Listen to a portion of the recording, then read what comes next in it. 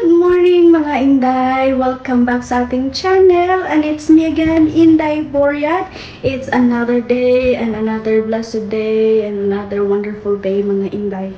So today mga Inday is pupunta ako sa bukid. I will going to the mountain because mangunguha tayo ng malunggay kasi marami ng mga malunggay ngayon mga Inday, and I'm planning for a little kind of benta. So, ibenta ko yung malunggay mga Inday. So, makikita ko sa paligid pa, marami ng malunggay kasi umuulan na. So, why not na gamitin ko yung malunggay para ibenta ko mga Inday. Para naman makapagpera ako, diba? So, let's go to the mountain Inday. Kasama ko yung girlfriend ng kapatid ko. So, it's been a while na hindi ako nakapunta doon sa bukid namin, doon sa katubahan ni Papa. So, alam ko na yung mga tubo doon is tag-as na ba. So, I will going to put this in my face. Oh, di ba? Pang ansada pa. Naka-jacket na rin ako mga Inday at naka-pajama. Susuot natin to para hindi tayo banuhan sa mga dapaw.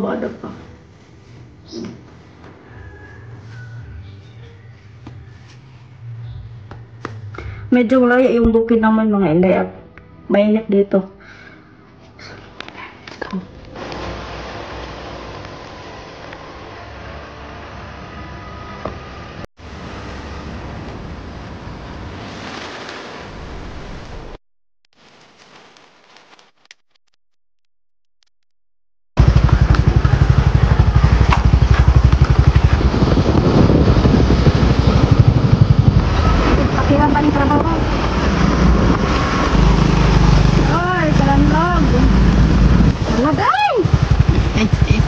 Wait lang, ayaw na kanab.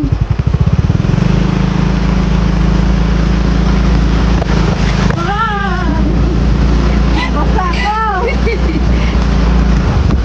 First time pa man ako nabili ng motor. Kala ko ba dyan?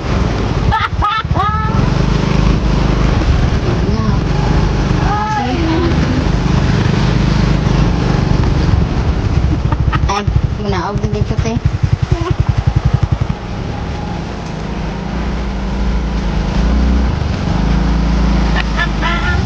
Iya pa jud are.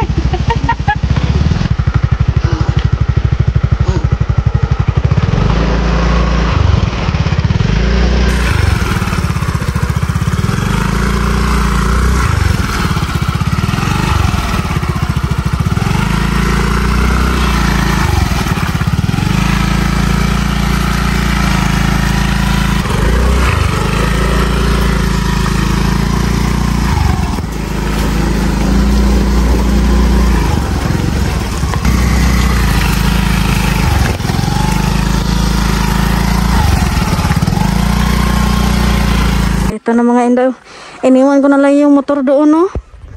Kasi ang gisag kay dahilan di ay kasi galing ulan din. Yan na mga Inday, kaya ako nagputong kasi maraming tubo.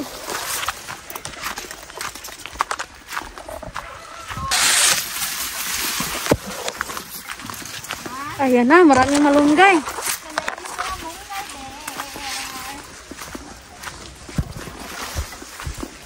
Ito yung bahay ni Lolo at saka ni Lola noon mga Inday. Pag namunlay mi din dito kami tutulog, titira. Ayan, tapos marami mga nangka dito, lubi, saging. Yun, mga malunggay doon mga Inday. Kailangan namin sumuok dito sa katubahan.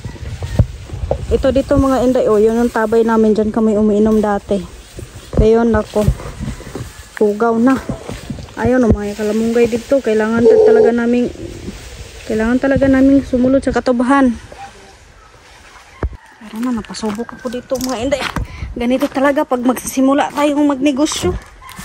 Hirap, sikap at hirap talaga mga Inday. Day, asa ka ni Age? Nangutan ako asa ka ni Age, imong tubag na adin he.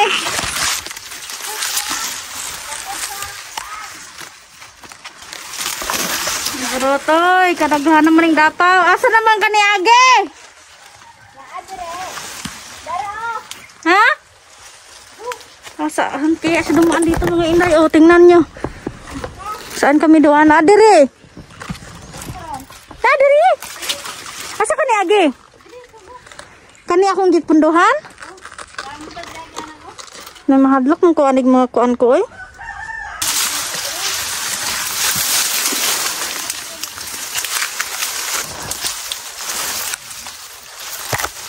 Ito naman eh.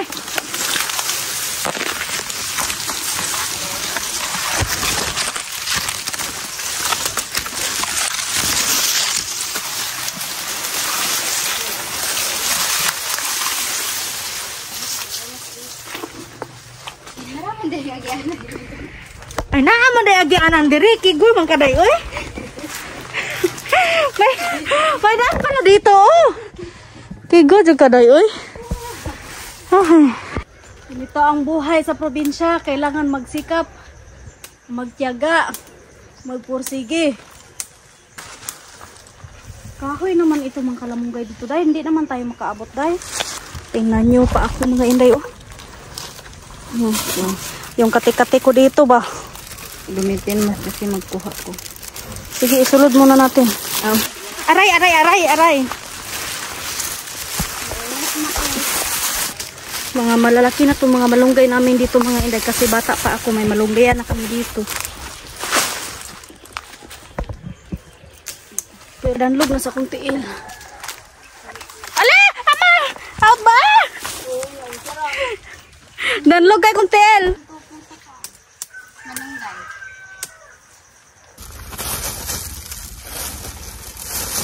Natagas kayo oh. Ina tayo mga day. Okay, parte nang danlog sa kong tiil. Ay, nalubon mo. Ay!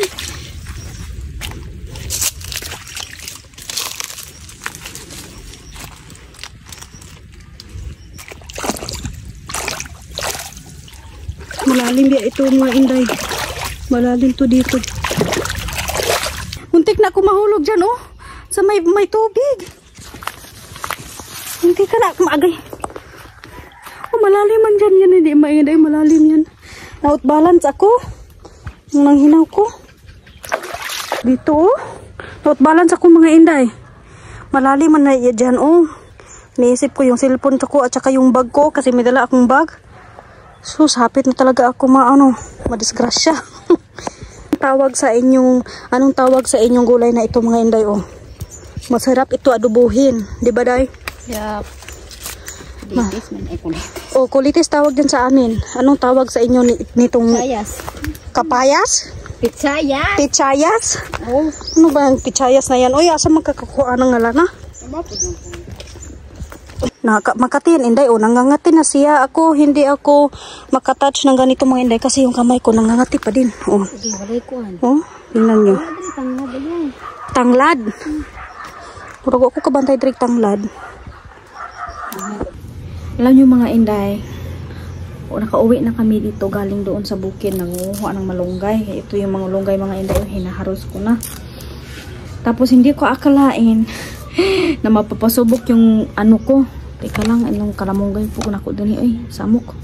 Na mapasubok yung pag-drive ko mga day kasi ano pala yung daan doon. Lisod kay ang dalan ba.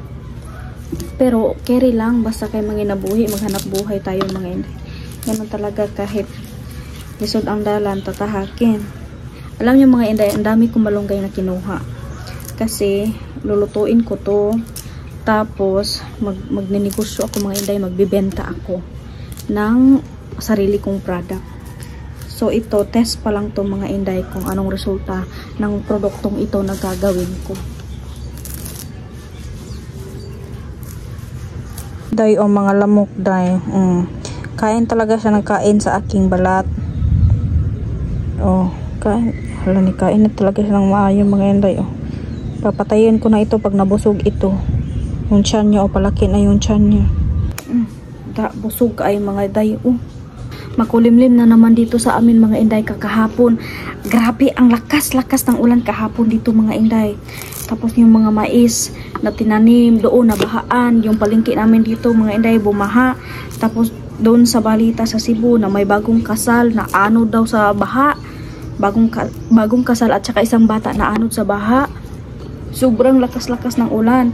Andun man ako sa Dumaguete kahapon mga inday kasi may proseso ako ba. Tapos doon na ako nakatulog sa Dumaguete. Nung pagpa-uwi ko dito, yung mga kapatid ko nag-chat na sa akin kung saan na ba daw ako. Kasi ang lakas daw ng hangin, mga kidlat at saka ulan. Ano sila sa akin ba? Nag-aalala sila sa akin. Sabi ko, pauwi na ako.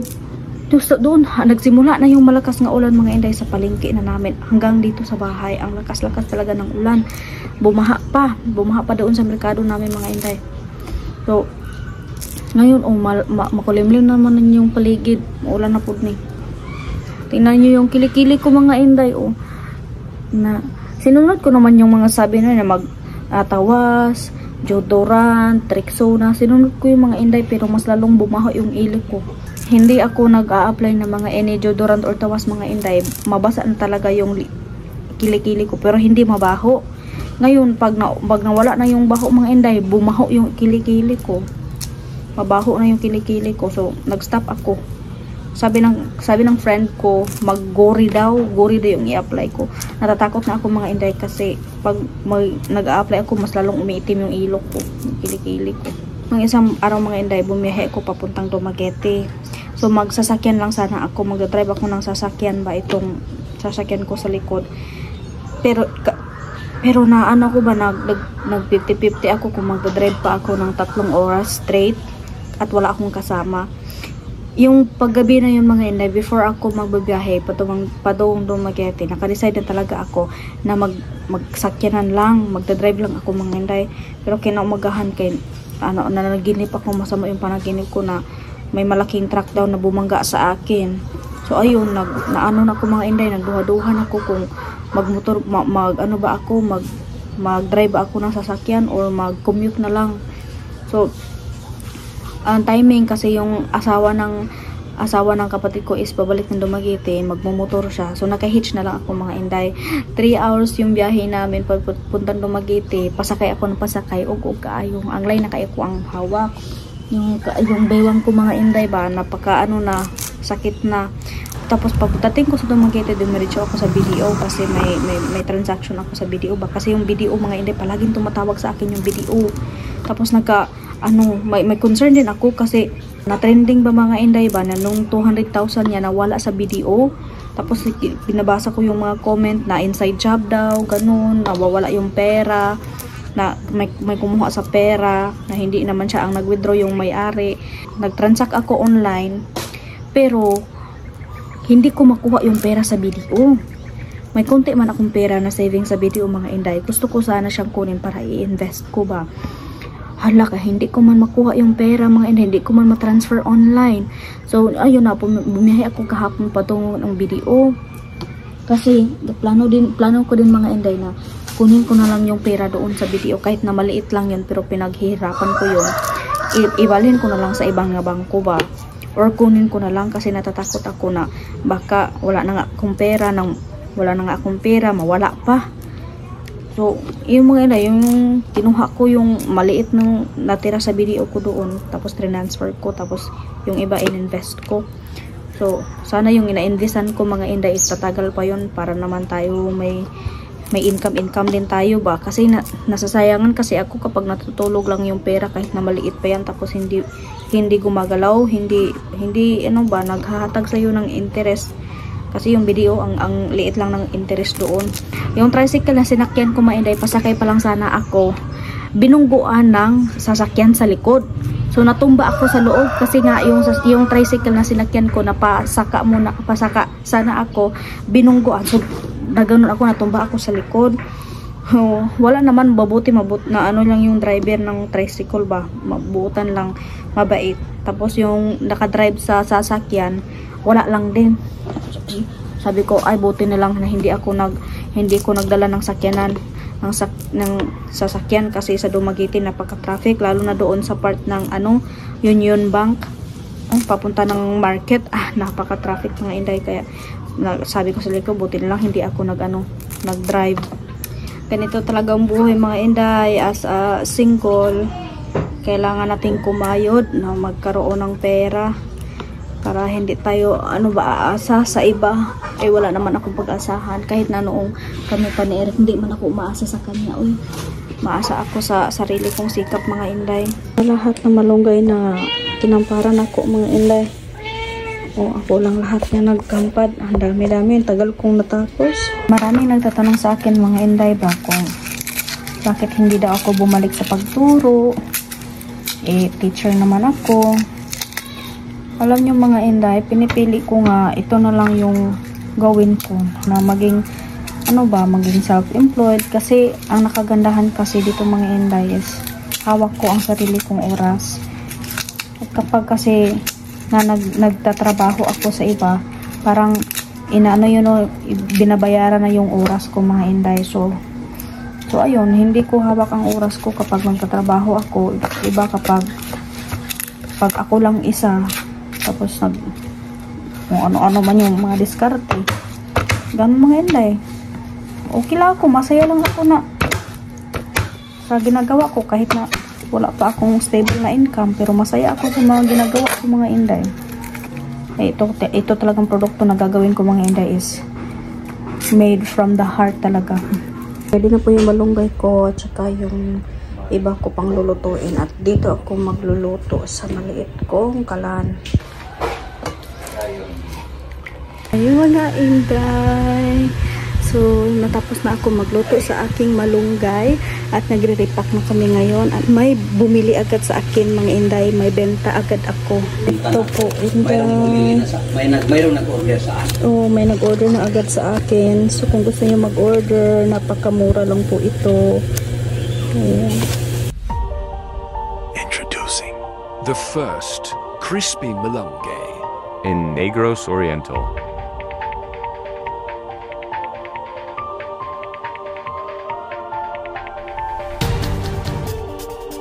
100% pure malunggay.